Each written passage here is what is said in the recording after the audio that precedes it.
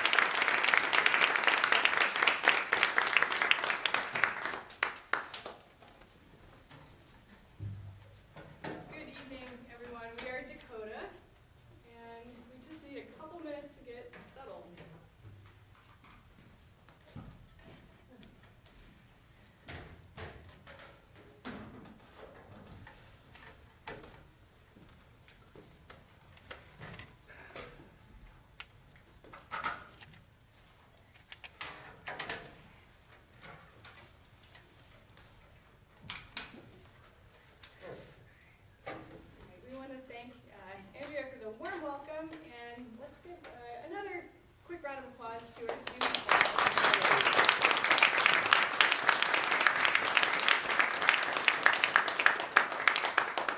It was great working with them this week. I'm going to ask George to take it away and tell us about the next piece. Okay. Hello, everyone. My name is George, and I wrote the next piece. It's from 2021, and it actually, there's a lot of music, including by Johann Sebastian Bach, that uses an instrumentation like this, a bass instrument like a cello, and two treble instruments like violins or flutes. His violin sonatas are kind of like this, where the right hand of the keyboard is one of the treble instruments, and the violin plays that, and the left hand of the keyboard plays the bass. He has lots of pieces like that, and it's a texture that I love, and there haven't been that many pieces written for it since the 1700s. People got excited about string quartets and other wonderful instrumentations, and so this is my little contribution to a genre that I like a lot. Awesome.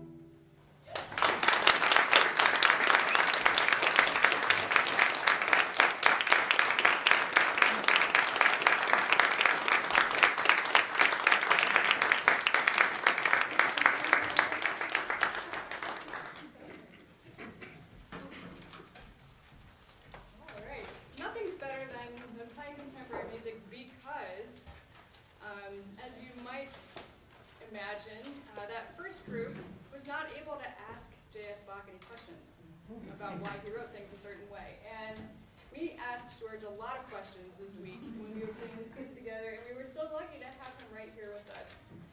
And we feel similarly about the works that we're going to play for you. While we've been here at Fitch all week, we have worked with the orchestra and the choir and the concert band, and I think really the kernel of our residency here has been working with these fabulous student composers whose works you're about to hear. So we did workshops over a couple of days. So earlier this week, we kind of did the first drafts of a number of these pieces, and we worked with the composers and asked a lot of questions, and there were a few revisions that were made, and we also did a little bit more rehearsal, so we really polished things up for you tonight. And with that, I'd like to invite Tim, if you wouldn't mind sharing just a little bit about your piece with everyone. Well, hello. Hello. Oh, hi, my name's Tim. You're about to hear my piece, Unbeknownst to Me. While composing this, I was inspired by Howl's Moving Castle, and it has a waltz-like feel. There's no specific thing you should be looking out for, because I want you to create your own definition when you hear this piece. The theming is unbeknownst to me, as it is up to you all. Thank you.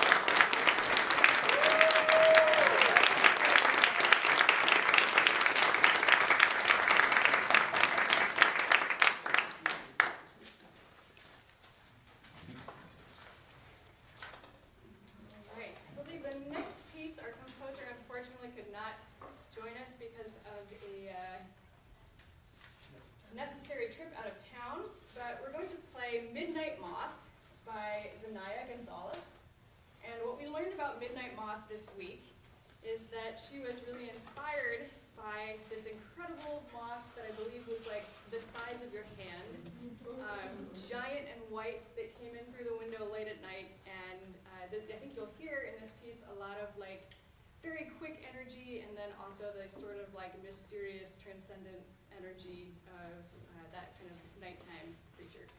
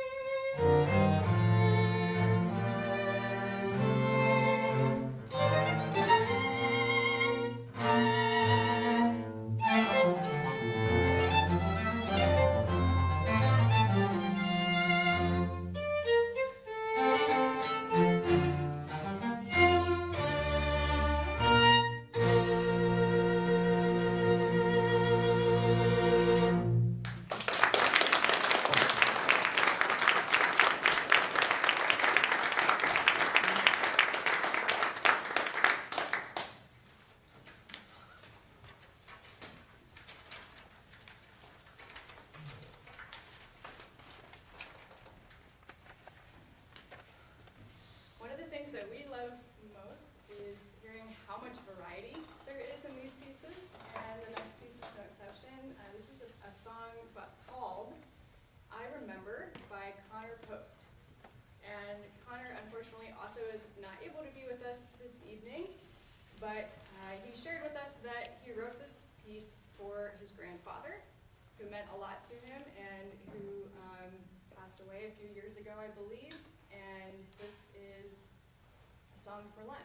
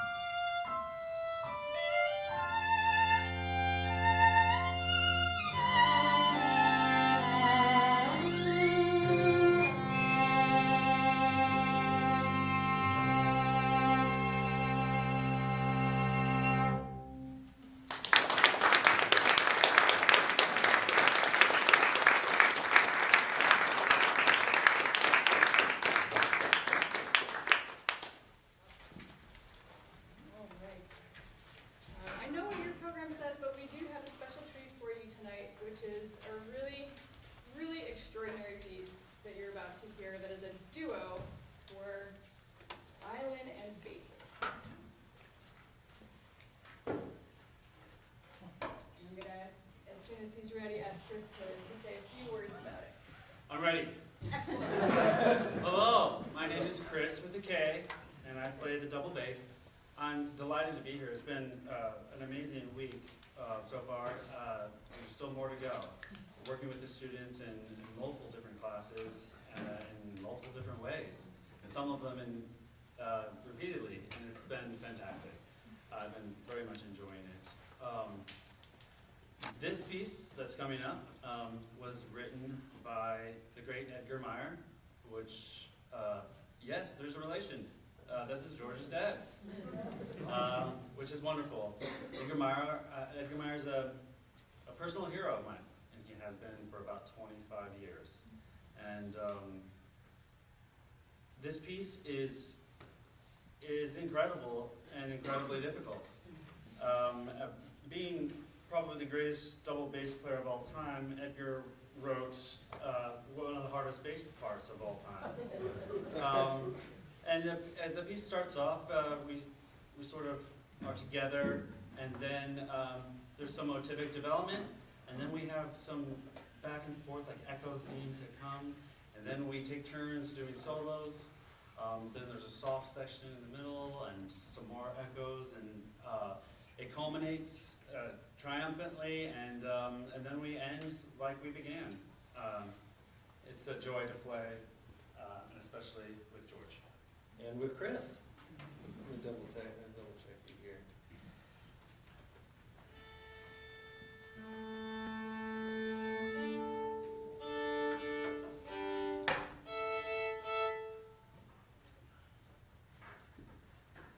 I don't want any excuses.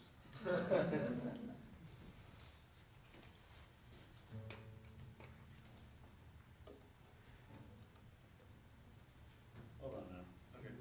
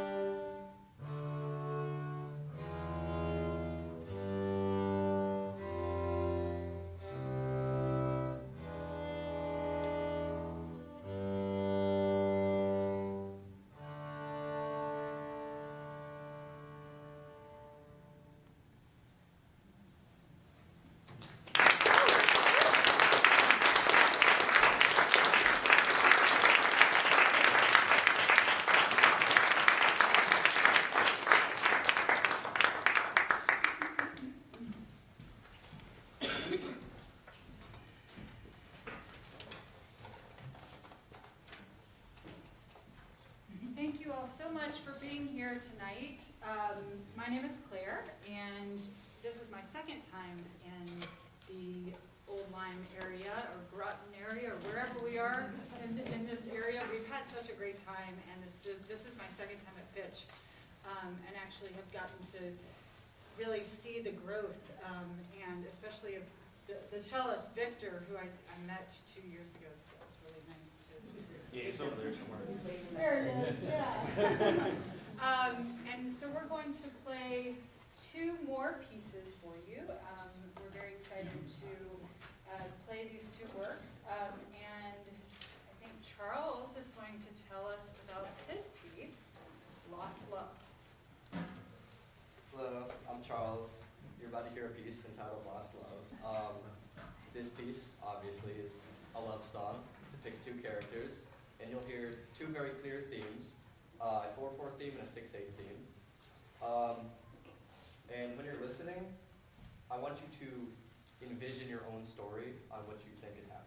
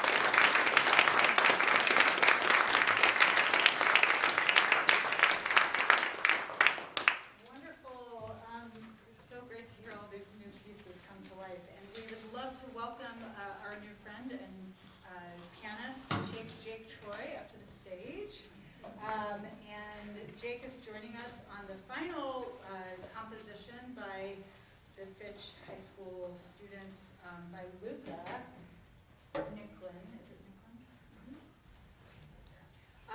Luca has been zooming in from the UK with us, so we've been having Zoom. Technology is great for that, so we've been having some Zoom sessions with Luca, And I think Luca's tuning in even though it's almost 1 a.m. over there. So that's exciting. And the title is sort of a work in progress, Lucas. Well, I don't know what's in the program. Is it the new title? Yes. It's what is it? Monster in the Thames. I think it was Midnight Monster on the Thames. On the Thames. Not the Thames. Midnight Monster on the Thames.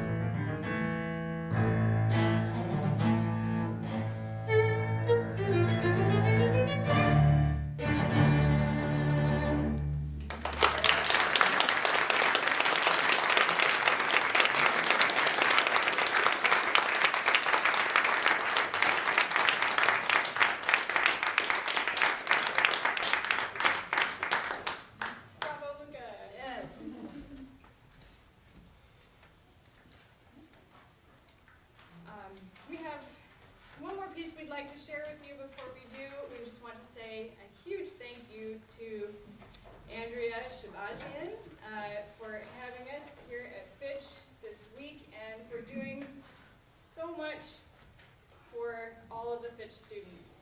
We really, it's a highlight of our year to be here each year with you at Fitch and to see the progress that the students are making. And we were so excited today to work with the chorus and see and hear from a lot of folks in AP Theory who are already excited about writing for us next year. So thank you, Andrea. And we also want to say a big thank you to Alden Murphy and to Wendy Hayes from Musical Masterworks for all the work that you do to make these programs possible. We're so grateful, and I know that everyone in this room is as well.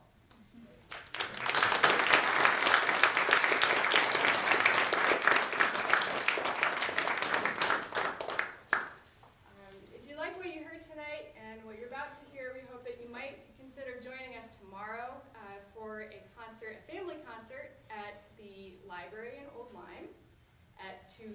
2:30? At 2:30 tomorrow, and then again, a more formal concert on Sunday at 2 p.m. at St. Anne's Episcopal Church, also in Old Lyme, where we will be playing the full Orensky Quartet. We're going to play one movement for you tonight to close out our program, and this is a kind of cool, unusual combination here for a string quartet. We really enjoyed playing with this sonority this week. Normally a string quartet is 2 violins, viola, cello, and that's not what we have here. So you'll hear the difference in the sound we're about to make. And this particular piece draws a lot on Russian folk songs, and so you'll hear elements that are like more choral and also elements that are more fiddly and string-like.